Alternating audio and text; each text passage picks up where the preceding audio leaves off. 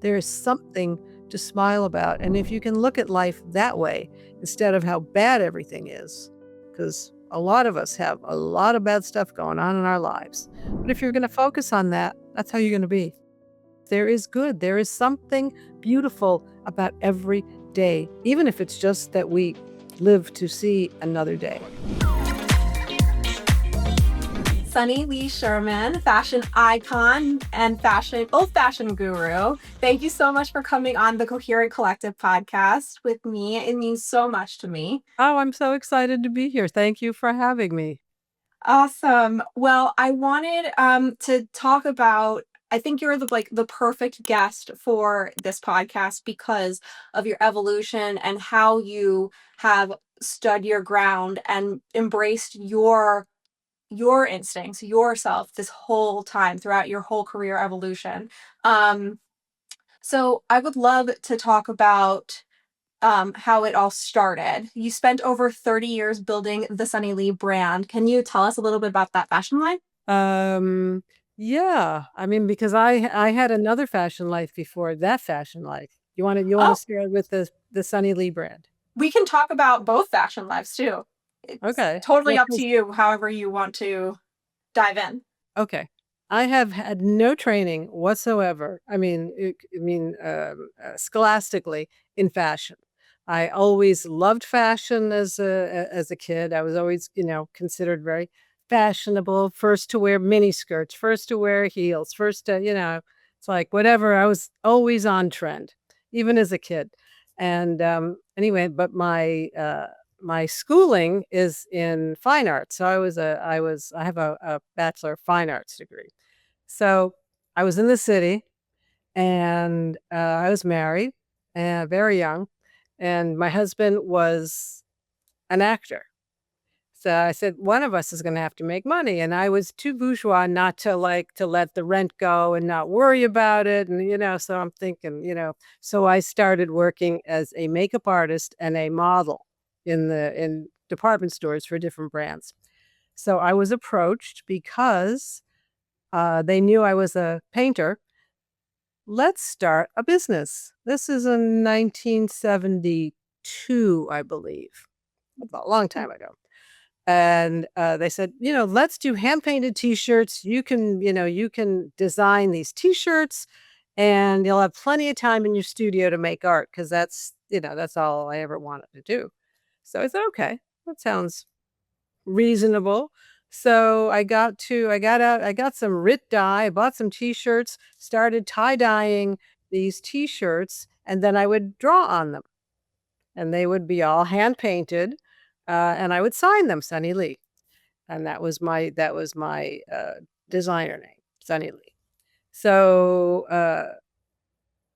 I didn't know anything about the fashion business. I didn't know what to do, what not to do. So I just started, I made these T-shirts. I started to go into department stores or stores, because I don't know. I had no training. I didn't know what to do, which is the best thing. Uh, as a little career advice aside, it's really good to not know what to do because then you'll do what you feel is right. You do what your gut tells you, and that's the secret to my success already. I mean, in what 3 minutes you got the whole secret.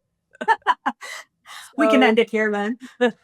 so I started with taking these T-shirts around, and I went to this store, that store, and finally, and everybody bought them. I was like, wow, everybody's buying these T-shirts.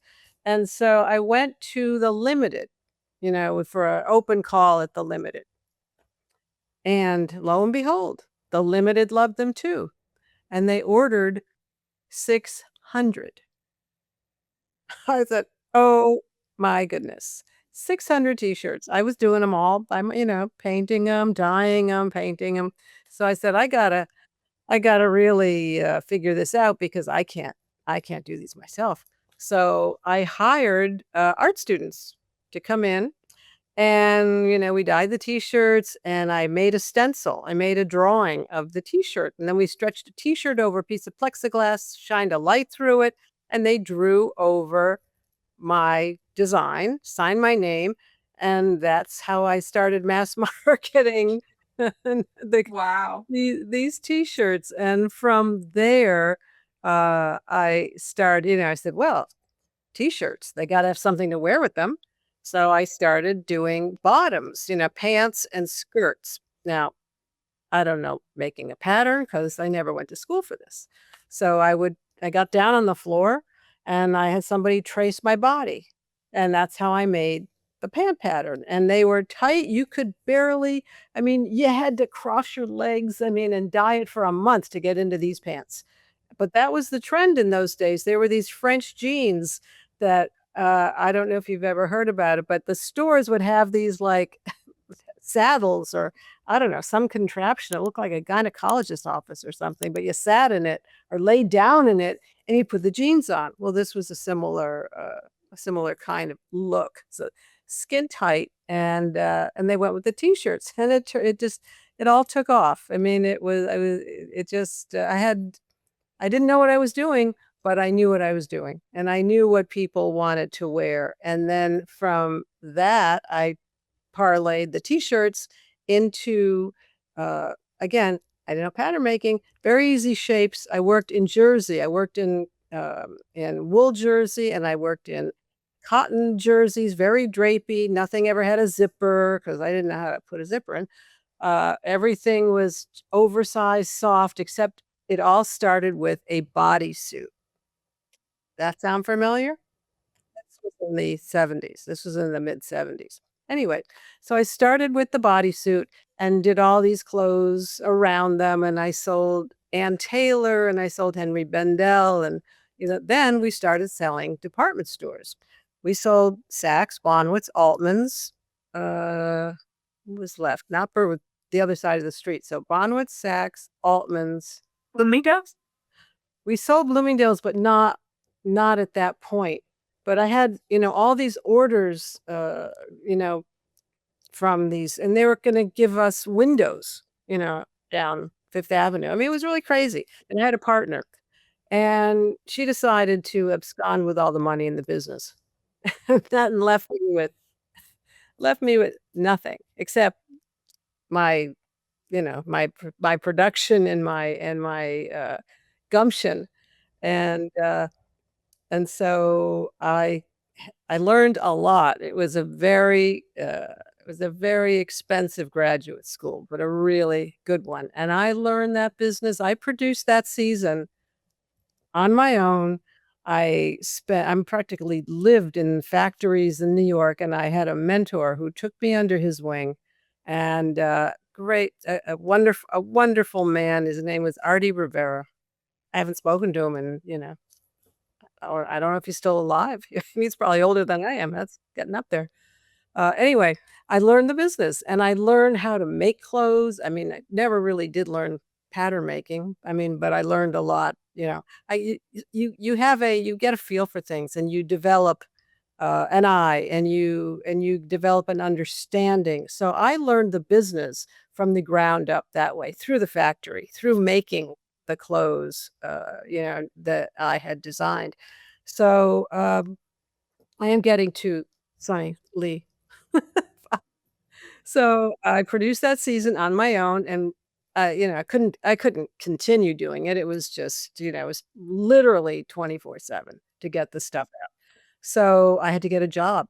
I never had a job in the fashion industry because I was never trained in the fashion industry. So, but I had a very good portfolio because women's wear covered every collection I ever did, and it was a very impressive portfolio, if you didn't dig too deep, but it looked good. So, I took a job. I had a headhunter. I took a job with a company. It was a blouse company. They told me they needed, this was in September. Market week in those days was October. They said, "Well, we just need a few bottoms to go with our blouses." I said, "Oh, I could do that." I get there, they don't have a line. They don't have a blouse. They have market week in less than a month, and I literally, you sink or swim. And there were 5 partners. One of them was a pattern maker, one of whom ran the factory, another one sold, another one, I don't know what they all did, but there were 5 of them, and, uh, I I don't still don't know how I did it, but I put together this line of blouses that, they it was that was 1980, I think, 79 or 80.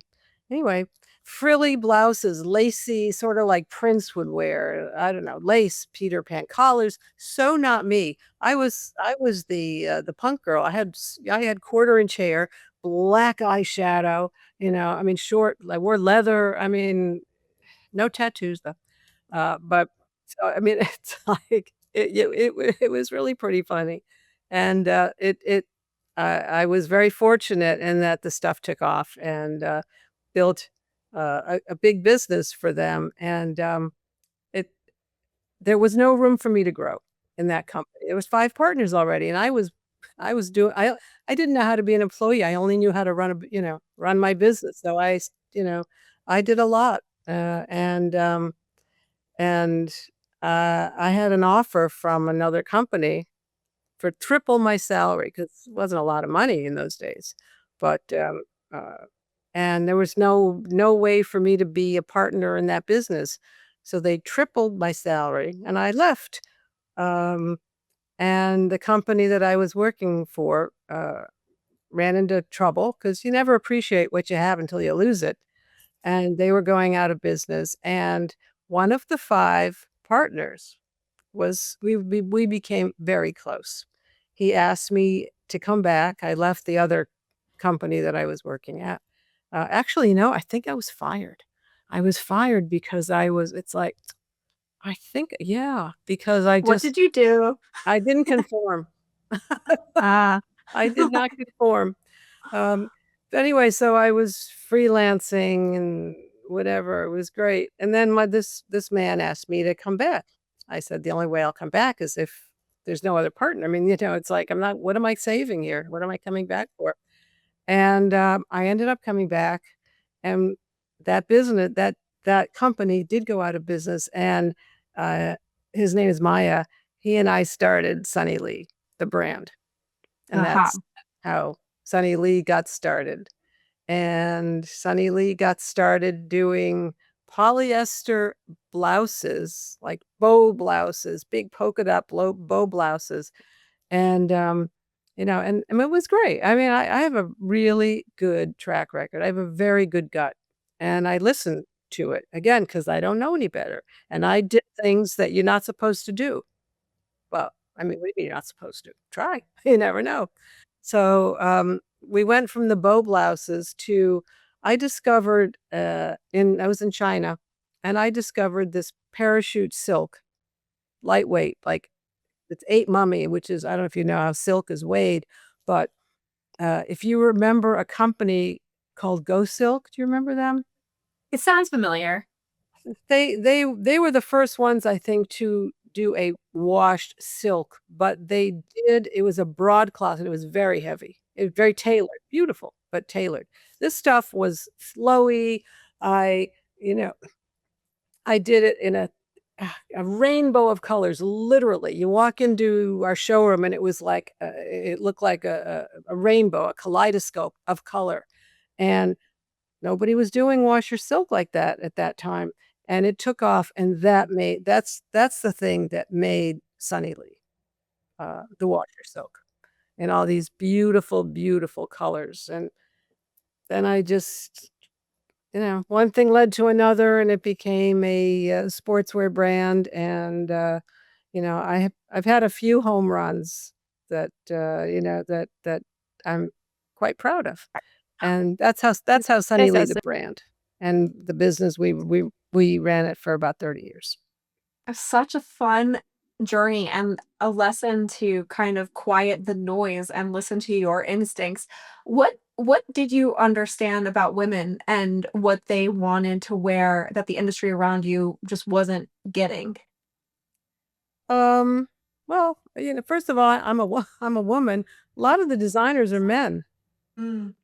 and that it makes a difference. What did I it's hard to really put into words, a a gut feeling. Um, I used myself, not what I literally would wear, but what would I want to wear if I dressed like that? Because, as I say, spiky hair and leather and, not my customer. But, I used myself as a barometer, and I observed. I looked at women, I looked at people. As an artist, because my path went from fine arts to commercial, fashion, um, I still I'm an artist in my heart and soul and my eye, and so every garment was a work of art. We did a lot of prints, and each print was, designed mostly. We did a lot of confined or what's the word I want? See what happens when you get old? You can't think of words. It's so terrible. Um, but they were original prints that we would buy from art studios made just we would buy them and they would just be ours. So each one was a little work of art. And again, if it were color, it would be just dozens of colors. And so it was very impactful.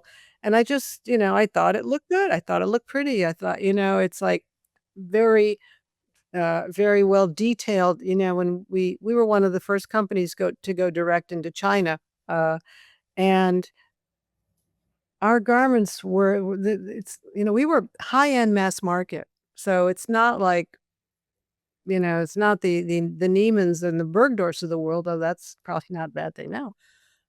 But it was the Macy's and the Nordstroms and the Dillards, and so it was mass market, but high end. But I had all my seams were clean inside. I had French seams, they weren't just marrowed off seams. Like you would find that in the designer and the high-end stuff, and I had everything. I mean, it really took pride in what we made. And I think that makes a difference. I think women can relate those were the days before it was just about price. It got to be the industry got to be, who was cheapest, not who was best. Clothing got to be dispensable. It's like, who needs more clothes? You have to want it.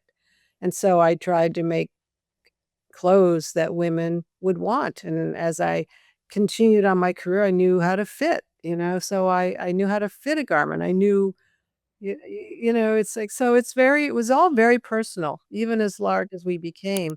It's all very personal. So, Mhm.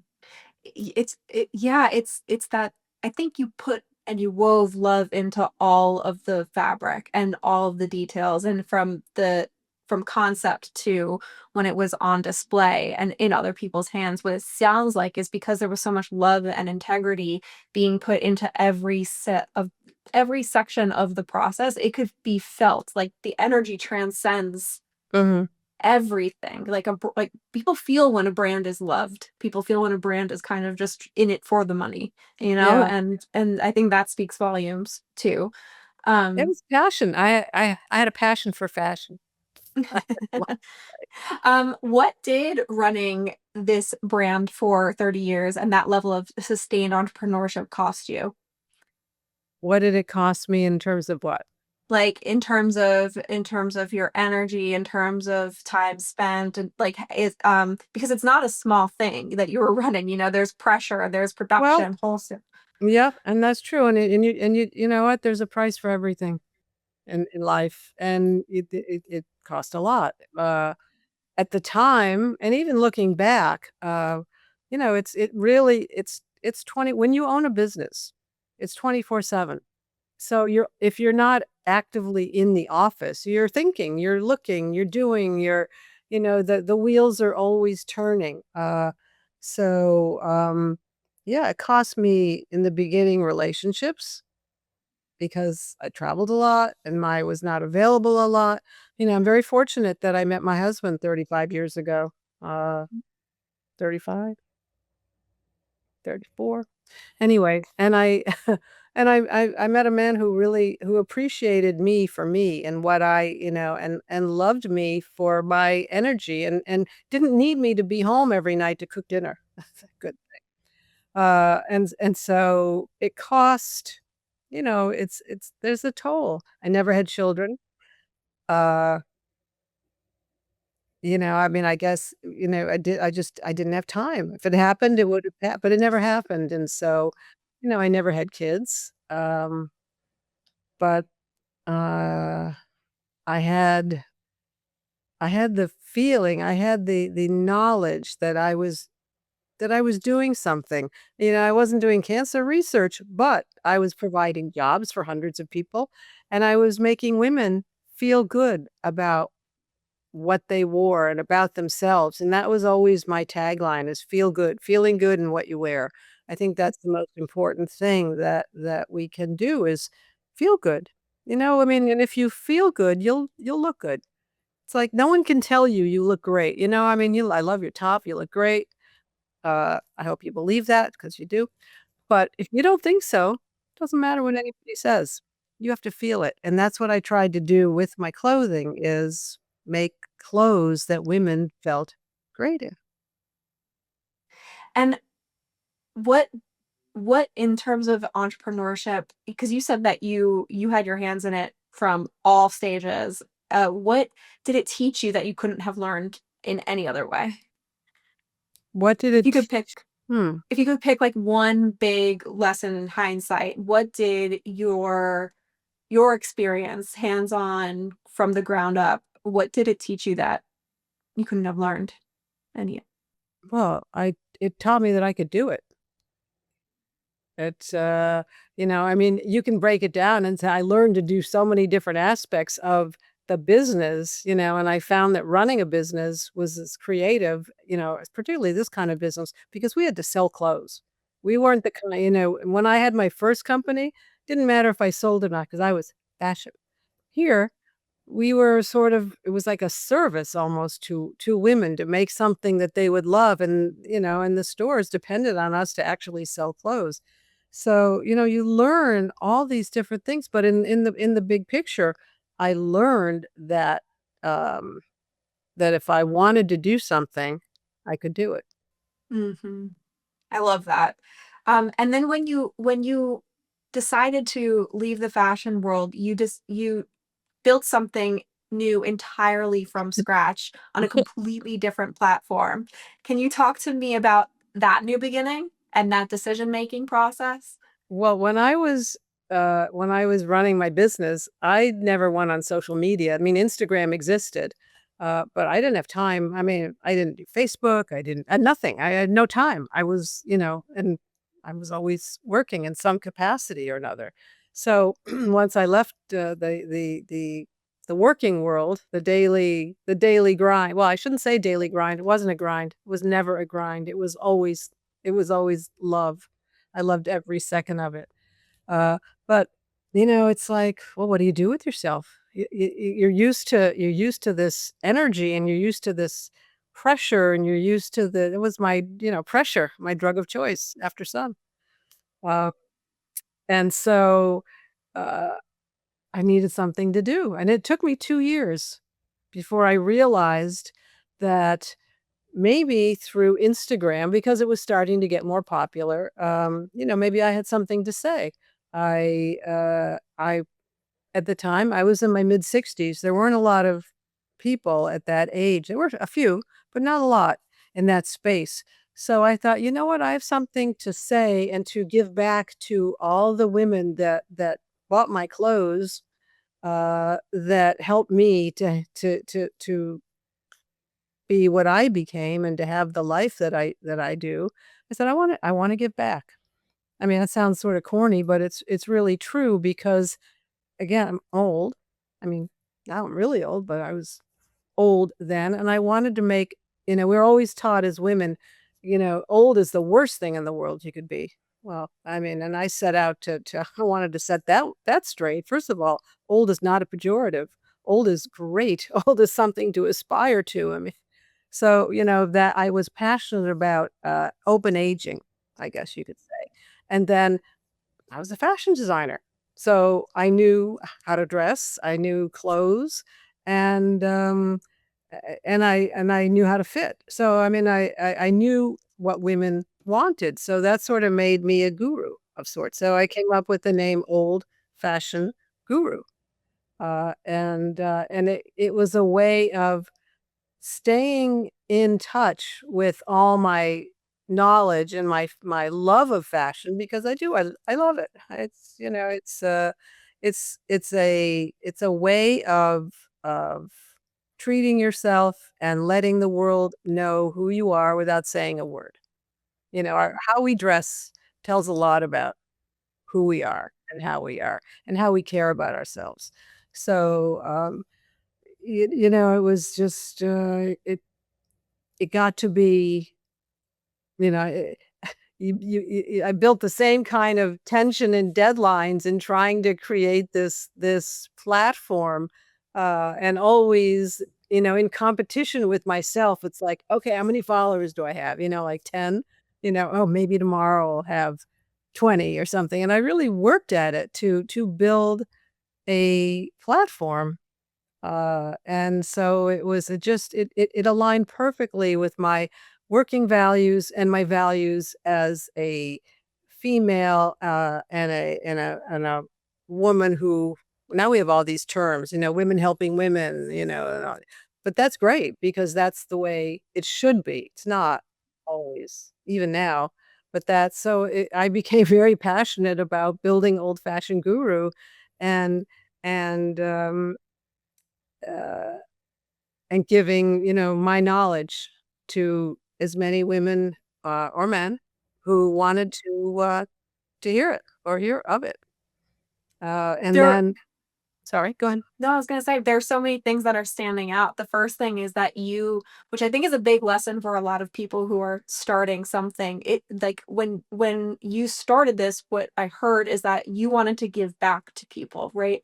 And what I find is that in businesses is if you're going into it for like your own satisfaction, or there's a piece of it that's for you, but if you're not considerate of the symbiotic relationship between you and the people who are receiving your gifts, your talent, your product, it's not really gonna it's almost dead end because you and community and you and people are it's truly a give and take, and you wanted to thank people for coming along your journey, and that is something that I think is super super important across the board in terms of growing a business, in terms of understanding what the needs are in a business. Like you were there for the people. You did it because you were curious about the platform, but it sounds also like you were doing it because you wanted to connect back with the people who initially were along for your That's ride. true. I really did. I mean, that was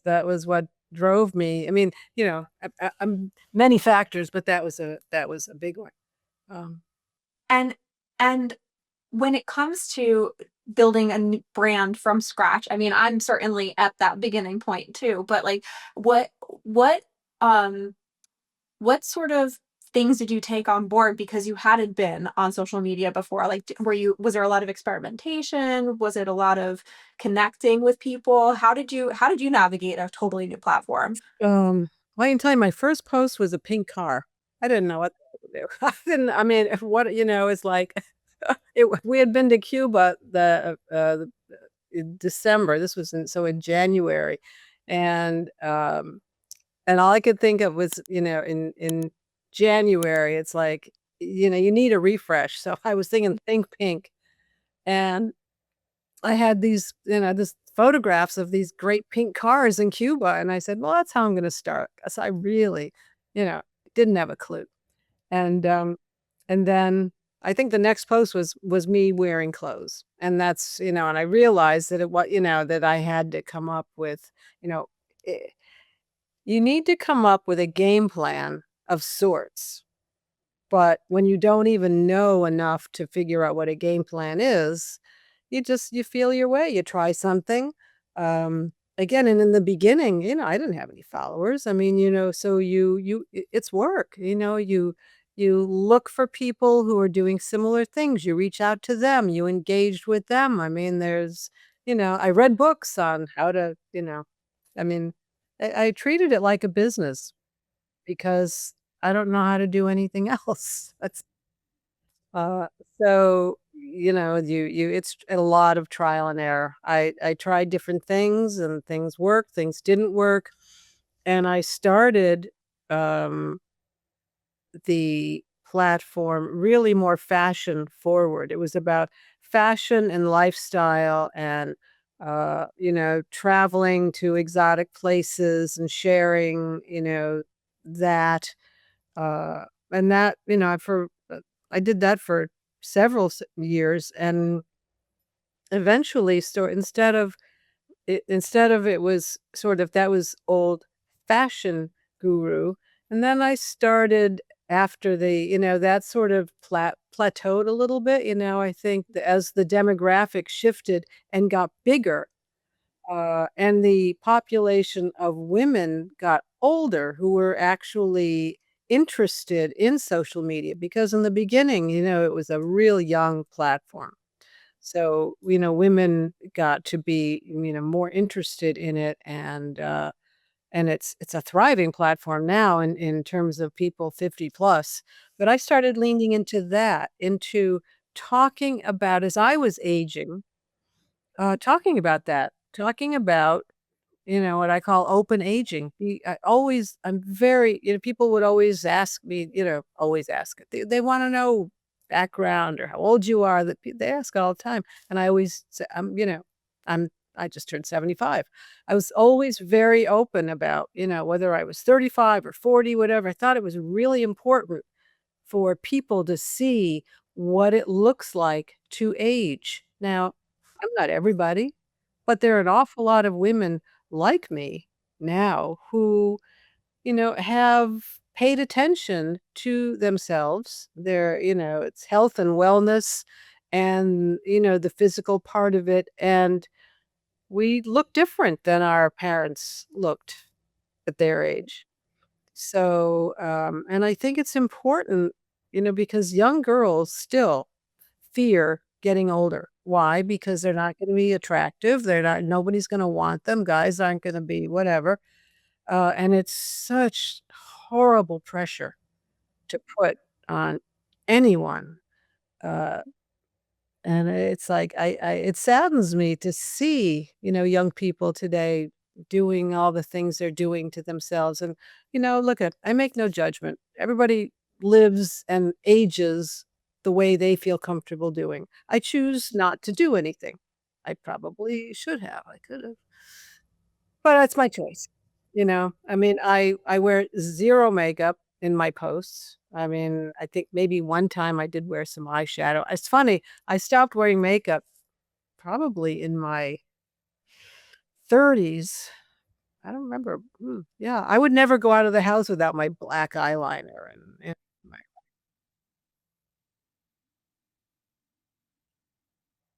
at some point,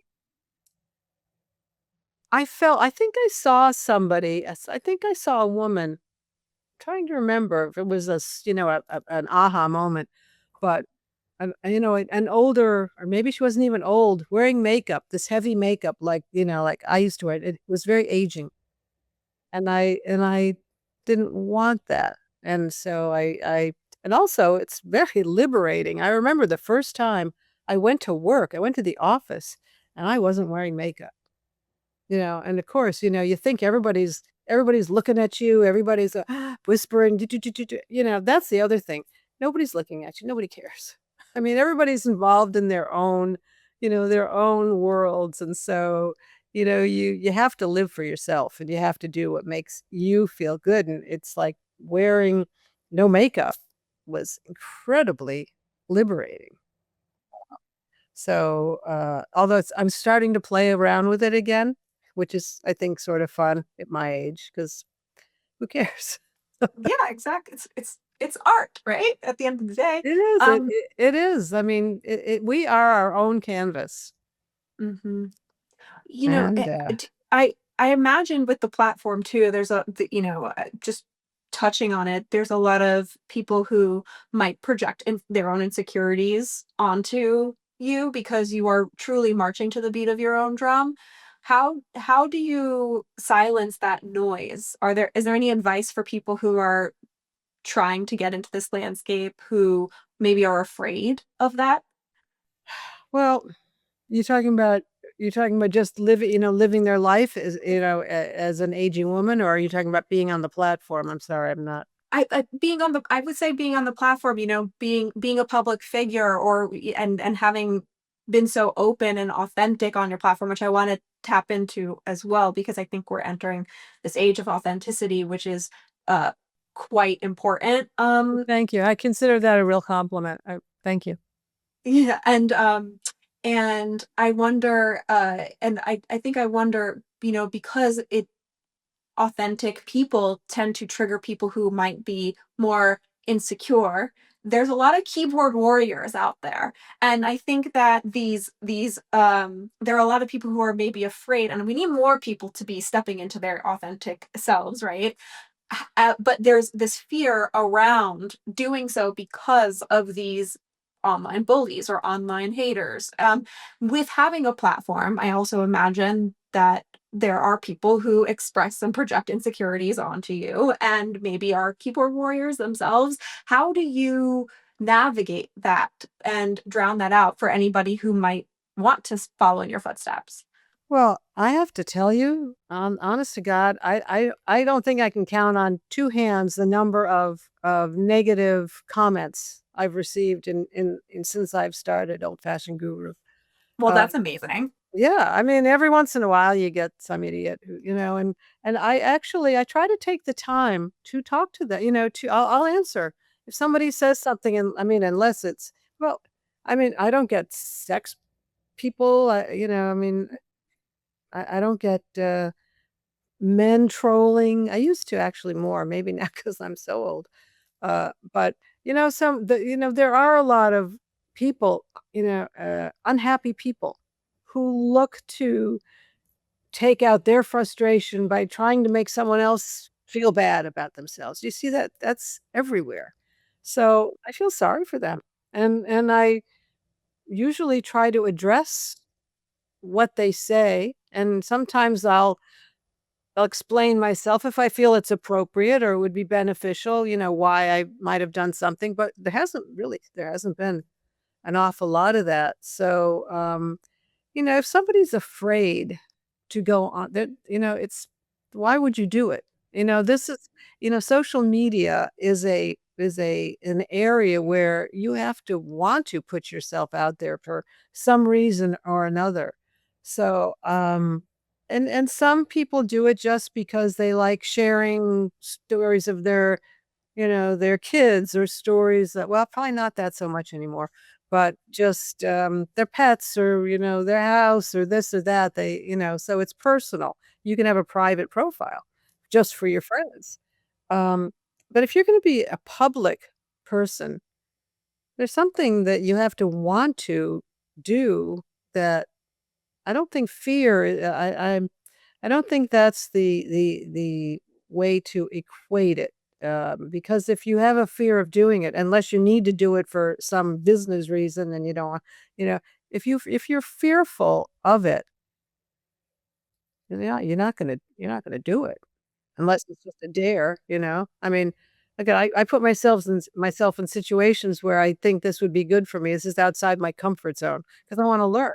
I want to I want to experience new things, but I think that's different than having a fear of, uh, going onto social media and exposing yourself. I mean, yeah, why would you do it? I think what I'm hearing too is, even if it's not a fear, and maybe it might be like imposter syndrome, like who am I to go on, right? Like that voice of desire of the vision has to be louder than that. Yes, absolutely. I mean, because I can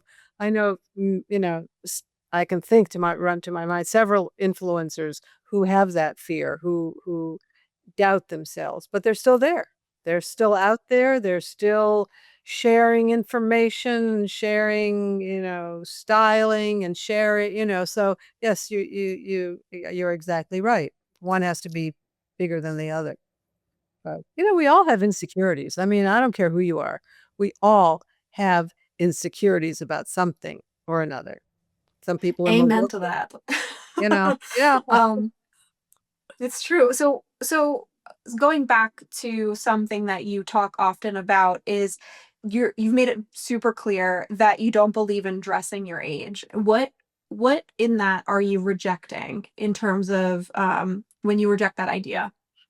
I don't even know what that means, dressing my age. I mean, and I mean, you're right. I mean, people talk about that all the time. What is dressing your I dress, um, I dress the way I feel good dressing. I don't think even though I talk about my age all the time and it's, right out there and pretty much every post, I'm 75 and blah, blah, blah, blah, blah, blah, blah. I don't think of myself as that. Um I I'm the same person inside that I was, when I was younger. I wear the same stuff because that's what I like. Uh, maybe I don't wear it quite the same way, or maybe, certain things. I mean, I don't wear it because I don't consider it age appropriate. I don't wear it because I don't like what I see in the mirror. And I think that's different. So dressing your age, I know women get they get so much flack for that, wearing uh, a mini skirt or wearing a sheer or something or wearing a bikini. I wear a bikini, I mean, I wear a bikini because that's what I like. And I told my husband, I said, the day you look at me, if you don't think I should be walking out of the house in this bikini, you better tell me. I wear it anyway, but, I like to you have to like what you see. You have to it starts here with yourself. You have to really, and it's all this, kumbaya love yourself business, but it's the truth. If you can't love yourself, how can you love anyone else? It starts it's not selfish to love yourself. You're giving, it's like you put on the mask yourself in the plane, God forbid, you need the oxygen mask before you put it on someone else. You take care, you've got to be able to help someone else. And that self-love is really very important. And that, and how you love yourself shows in how you present yourself. If you care about how you look and what you're wearing, some people don't. And that's fine. I mean, there's a difference between not being into fashion and dressing simply or dressing conservatively or being very tailored or not trendy and not caring. So, I think it's important that it starts with how you care about yourself, and then you have a lot more to give to other people. I think that's such an important, impactful message because at the end of the day, you could be wearing a paper bag, but if you feel good in it, like the energy that is presented behind the paper Yeah. bag is still it's still gonna be more infectious than being like, oh my God, I'm wearing something crinkly and brown. Yeah, and you know what? And you could have a bad day and you really don't care what you look like. Well, see, I think people who care, even on a bad day, they don't wanna, they'll put themselves together. Maybe it won't be the most flattering way, but they'll put themselves together. There's a difference between caring and not caring, and I feel very badly for people that don't care. They're very depressed people, usually, they don't care. You What have would to care be about if something. what yeah, when you hear people who just don't care, what would be your advice to somebody who's experiencing that sort of I guess that energy, right? That depression, that's because it's almost like a sadness of not It is, knowing oneself. and people have very good reasons to be depressed. I mean, there's a lot of so I don't mean to take anything away from somebody who has problems and has been through hell but a very, impactful, book, um, oh god, why did I start this? Because 'Cause I'm not gonna remember the name of it. God. The Choice by Ruth Eager. Very impactful. She's a Holocaust survivor, and she writes about how even in the depths of despair, even in the worst conditions imaginable, unimaginable, because you could not imagine how horrible it was. She found something to give her joy, something to smile about, something to keep her from losing, all sense of hope. And I do believe that there is uh, something wonderful that we can look at in each day and be grateful. I think gratitude is not underrated or overrated, whatever. I think it's a big deal. I think in expressing gratitude for even the littlest things, it sets you up on a path of positivity. Uh, so I try to talk to people about um, finding joy somewhere in your life. I remember I was interviewing an employee, and she didn't ever celebrate her birthday. I said, "What do you mean you don't celebrate your birthday?" That was a big red flag to me. It's like, why don't you care enough about yourself to celebrate you? And she just, for whatever reasons, very insecure and didn't believe enough in herself to think that she was worth celebrating. I ended up hiring her, actually, and she turned out to be a wonderful, wonderful addition to the company, and ended up celebrating her birthday years, after a few years. But it's yeah, I just try to tell people, to help people find some joy in life, because there is for everybody. There is something to smile about. And if you can look at life that way instead of how bad everything is, because a lot of us have a lot of bad stuff going on in our lives. But if you're going to focus on that, that's how you're going to be. And if you focus on, I mean, and I don't mean to sound Pollyanna-ish, but there is good. There is something beautiful about every day, even if it's just that we live to see another day. And that goes back to the aging thing. It's like, don't fear getting old. Fear not getting old. Hmm.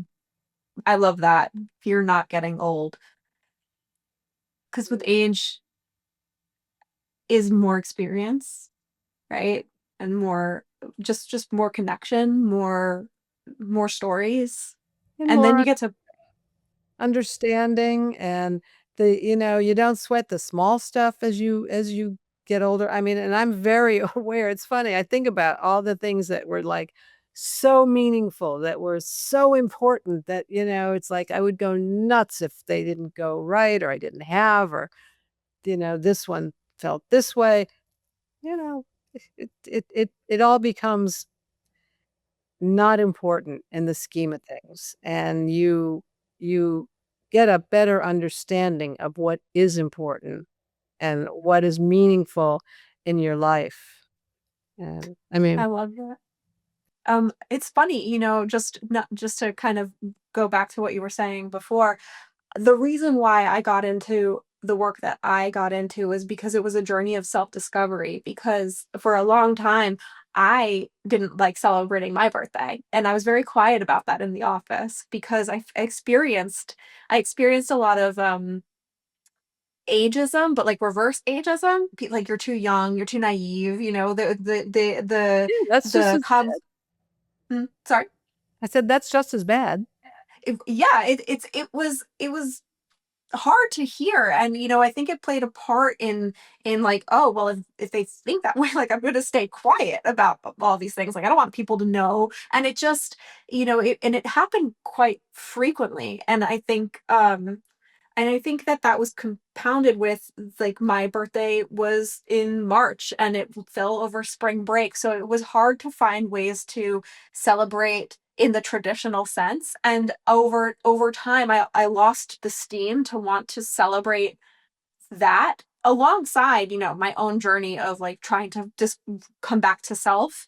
And um and I realized that, to your point, embracing your instincts and finding what brings you joy. I struggled with like the traditional concepts of birthday celebrations. I really enjoy my wellness days and going on a trip, and not necessarily being like doing the everybody come over and celebrate my birthday in that in the traditional way. I felt like there was like too much reverse pressure, whereas like I want everyone to just kind of enjoy celebrating. And I think that to honor what it is that you like, but finding the joy in that, but also, yeah, like, to like, why wouldn't you want to celebrate you even when you were getting all of these things being fed to you and bugs in your ear? Like, if I could talk to myself from a few years ago, I would probably be like, just do it your way. Like, if you don't like this, like, do it differently. Like, it's it's it does reflect on your happiness and where you're at. And I so when you said that, it sparked something in me about my Good. not too long ago self. Well, you're never too old and it's never too late to do anything you want to do. And, too often we all listen to someone else telling us from their perspective why we shouldn't. I mean, what do you know? It's like, why would you tell me I can or cannot do something? I'm the only one who can tell me I can or can't do something. I mean, are you too young to do something? You know what? Not if you have the mind for it, not if you have an understanding of the situation. You bring a different perspective. We don't bring in enough different perspectives. We like it when everybody thinks the same as we do. But you really want to surround yourself with people who, have different thoughts and know a lot more than you do. Otherwise, what do you need 'em for? Mm, I love that too. Is that something is that a piece of advice that you would offer to someone who might be ending a chapter in their career journey, for example, and terrified of what comes next, with surrounding yourself with those new people? Well, it is terrifying to staring, at the horizon, not seeing the path is terrifying.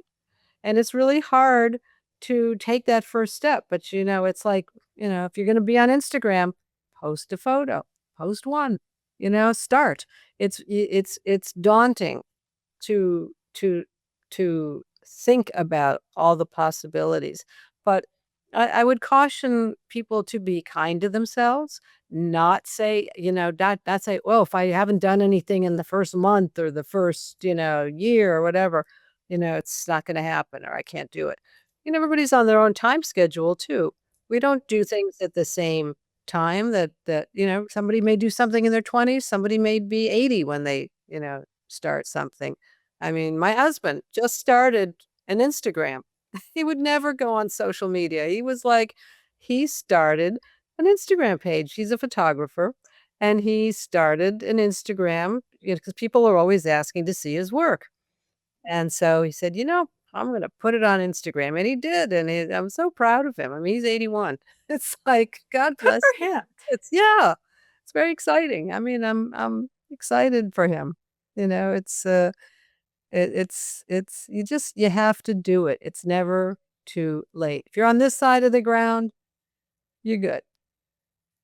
So walk me through a day in the life now, and I'm curious how that compares to when you were running your brand. Well, when I was working, I'd be, on an early train to the city. I mean, I don't know how long I was in business before we moved up here, but a while. I mean, we've been up here a while. So I commuted probably the last 15 years, maybe, of the business. So when I was commuting, I'd be on an early train to the city. I'd be on a late train coming back. We'd have dinner late. And then since I did a lot of work in the Far East, I would be on the phone at midnight, talking with my factories and, so it's a very, it's a long day. And, uh, uh, but, again, you don't think about it. You have to, this is what has to be done and you do it. Now, it's like, it's so different. It's just, I still put myself under a lot of pressure because I want to, I like to see my numbers. I like to see, who likes what, who doesn't like what people are responding, what are the, what might they want to see more of. Um, uh, but I am very blessed to be able to do it because I want to, not because I have to. So that takes a lot of, while the pressure I put on myself is from myself, I don't have there's not a lot of pressure on me to do any of this. So it's totally, totally different. I just started, monetizing. I never monetize, never, people say, "Oh, you monetizing?" No, I don't care. I'm Uh, surprised. You just started monetizing? I just started because, Wow. one of the blessings in my life is meeting, an African man about 16 years ago, maybe? Gosh, I don't know. Anyway, who started a, tennis academy in Cameroon, and his life goal was to help, these children, and we just I fell in love with him and his program and his, and the kids there, and we got to be very, my husband and I got very involved in this academy, and, it's very expensive to run. So I said, "You know what? I'm gonna try to make some money from Instagram, and everything I make is just I give to the kids in Cameroon. It's just, it's a way to get extra money, from other than, what we pledge to support every year. So I'm always, looking for ways to do things. So it's but having that in my life, having the joy, really, and there is such a joy in giving and in changing lives. We anyone who is involved with this organization gets to change a life, literally, because they have so little, and it takes, well, it takes a lot, but it takes a little from a lot of people to to keep the organization got to be quite large. So it's it takes a lot of money to help people, but there's nothing there's nothing I can tell you, waking up to know that you sold out of, a style of clothing is great, but waking up to the gratitude of a child that you've helped, in a place where no one sees them, that you can't buy that, and so I'm very, very blessed to have that in my life, and so, I sort of weave the 2 things, and so that's why I started monetize. That's really beautiful. I didn't know that that's how it's being, or that's what's funding um a big portion of his name's Joseph, but Joseph's legacy. That's beautiful. What so how, in terms of like your drive, and when you're looking at the numbers and your and the day to day, do you have a some non-negotiables that you have for yourself? Well, yeah, I mean, I do actually. I mean, certain non-negotiables, let's say, I am, as I say, starting to monetize and representing different brands and things. If I don't like it, believe in it, wear it, maybe I wouldn't wear it, but I would wear, it's like when I was designing. If it's not something that I would personally, endorse, then no, I don't sell it. So that's a non-negotiable. So, you know, that's why I never did a lot of the clothing, stuff that came my way. Because, well, first of all, I made most of the things, you see these brands, I said, "No, I made clothes for you, like, for 30 years, I don't wanna do that." But, um, non-negotiable is anything that's not authentic, because for me, that's really important to represent, uh, a woman who is aging and going through that process and hopefully sharing that process with women or men to help them also get through this process, particularly younger women that, so they would have we didn't have role models when I was in my 20s or their 20s, 30s, even 40s. We didn't have very many role models. It's very different now. There's a lot of people in this aging space, and I think it's so wonderful.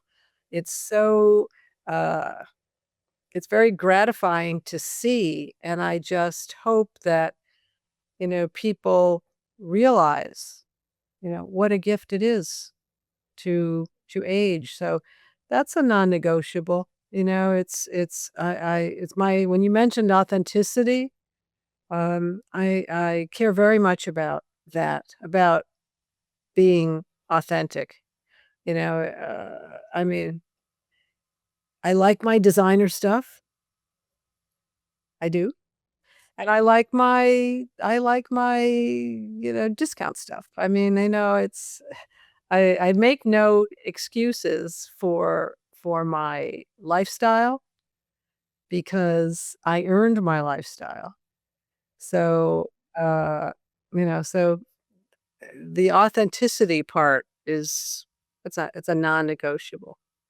Uh, So in terms of this, what advice would you offer to the next generation about owning their authenticity and feeling comfortable in their skin? mm, well, it's hard, it's easy to say and hard to do because, it's still a society where people are looking for relationships, and I think that that is something that drives many people. I mean, of course, there are women who don't care about that, who just wanna succeed, and that's great. But I think younger women are fearful because they think they'll be unattractive to a partner. And I would say it's the number one thing I would caution any young woman, old woman, it's probably too late, young, is don't be dependent on anyone but yourself, for anything. I mean, financially, particularly financially, it kills me when I see these young girls, it's like, and they don't understand the importance of taking care of themselves and of saving for themselves and not having to be dependent on someone else. I mean, that's the greatest freedom in the world is to be able to take care of yourself because you don't know what's going to happen. I mean, you can be the most beautiful girl in the world and something could happen and you lose your looks and what are you going to have? So um it's super important that women see the importance and the grace of getting older, of not being dependent on intangibles that could shift. Uh, mm, it's just to try to show as many younger people as possible how great life really is and that how important and how special each one of us is. And that's your gift. You are a gift to whoever you meet. And to believe that. Um, but I think, and it's society is society and it's still, we're all wrapped up in nice packaging somehow or another. So I don't know. I think it's tough. I think to concentrate, as I say, my biggest message, don't become dependent on another person to I live. think that's so powerful because then everything that happens in life subsequent to being independent, again, by choice, by motivation, by perseverance, and your own dedication, everything then becomes like a, I can't believe I get to do these things. I can't believe I get to have this person in my life. Not that fear Right. of like, oh my God, if I don't have this, then my life goes to shit. Right. Right. Like It's gonna there's just happen. You're right. so many things that could happen as a result of taking care of your needs, Mhm. and then the wants start to form. It doesn't happen overnight. I mean, it's but you have to work. You have to want to work towards it. Yeah, it's hard. Life is hard work. Relationships are hard work, but it's not a bad thing. Compromise is not a bad thing. It's work. You learn to navigate. You learn to play whatever game you need to play to get to your ultimate goal. Oh, that would be another piece of advice that I would tell young women. Learn sports. Learn sports language. Don't have to play them. Learn them because a lot of, in our still male dominated society, it's all about sports. And if you understand how sports are played, it's very helpful to, as a career path. That's so fascinating. I thought you were initially just speaking dating language, learn sports, and then you're gonna you're gonna be able to find anything that you want out of results of that. But you're even talking about like in careers in terms of I assume, Strategy. I'm talking about being able to strategize because that's what the men do. The language is very much about sports, and so I think that's another little lesson I would like to see. really, really cool. Sunny, I so appreciate you taking the time to do this. I'm so happy that you asked me. Thank you. I love this conversation, and I hope that whoever listens is as impacted as I was hearing this. And yeah, thank you. I appreciate it. Well, thank you. I thank you very much. Really, I'm honored. Awesome. I will see you on the flip side.